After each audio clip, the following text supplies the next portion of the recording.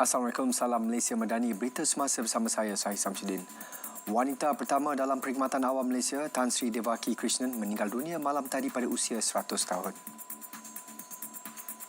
Berita pemergian mendiang dikongsi cucunya, Timbalan Menteri Pembangunan Usahawan dan Koperasi Dato' R. Ramanan menerusi hantaran Facebook. Mendiang Tan Sri Devaki merupakan seorang tokoh wanita berpengaruh dalam politik Malaysia sehingga diberi gelaran Grand Dame of Malaysian Indian Politics.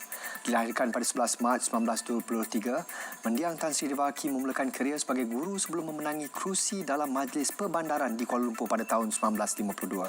Sekaligus menjadi wanita pertama Malaysia dipilih sebagai penjawat awam.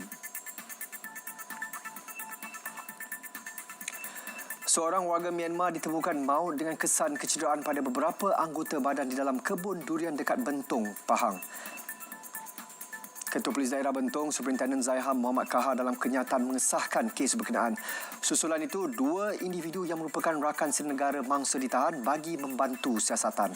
Pihaknya turut merampas sebilah parang dan pisau yang dipercayai digunakan suspek dalam insiden itu. Kes disiasat mengikut Seksyen 302 Kanun Keseksaan. 5 pusat pemindahan sementara PPS masih beroperasi di Johor dan Sarawak.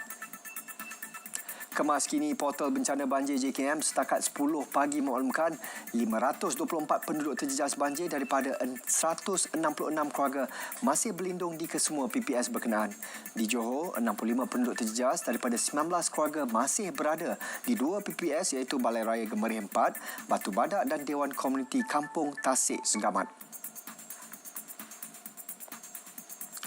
Sementara di Sarawak, PPS yang masih beroperasi masing-masing Dewan Milenial Debak dan Dewan Perpaduan Debak di Bentong dan satu di Bintulu iaitu Rumah Steven Anap, Tatau.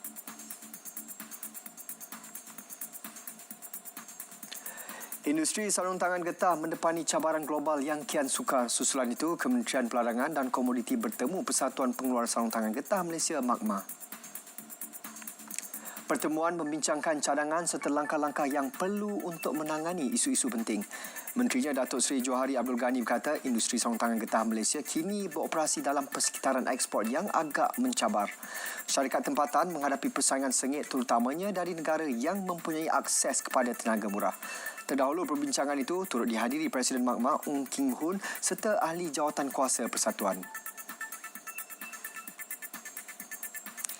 Institusi Mufti disaran membawa isu bersifat nasional ke Jawatankuasa Muzakarah Majlis Kebangsaan bagi Hal Ehwal Agama Islam Malaysia MKI sebelum membuat sebarang kenyataan. Keperluan itu bagi proses pendirian jawapan ditambah baik dengan disertakan hujah yang konkret serta jalan penyelesaian. Menteri di Jabatan Perdana Menteri Hal Ehwal Agama Dato' Dr. Muhammad Naim Mokhtar berkata pihaknya menghormati penjelasan hukum yang dikeluarkan Mufti. Namun, sebarang permasalahan tidak boleh dibiarkan tergantung dan perkara tersebut perlu penjelasan yang terperinci agar tidak menimbulkan kegusaran dalam masyarakat awam. Justru, perkara tersebut perlu dipertimbangkan secara menyeluruh selain penjelasan terperinci. Laporan sukan acara regu berpasukan dipilih sebagai asas untuk menentukan cadangan sistem ranking dunia dalam sepak takraw. Perkara itu dimaklumkan Setiausaha Agung Persekutuan Sepak Takraw Antarabangsa ISTAF Datuk Abdul Halim Kadir. Menurutnya, sistem ranking dunia untuk sepak takraw akan merujuk kepada keputusan perlawanan. Pasukan paling berjaya diletakkan di kedudukan tertinggi dalam acara berpasukan lelaki. Secara khusus, hanya pasukan kebangsaan yang akan termasuk dalam sistem ranking dunia. Negara yang menyertai kejohanan utama ISTAF dalam acara berpasukan akan mendapat 2 mata untuk penyertaan.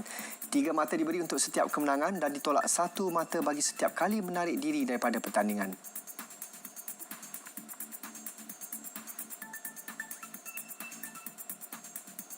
Berita semasa berakhir di sini. Dari sungai ke segara, Palestin pasti merdeka. Malaysia Madani, tekad perpaduan penuhi harapan.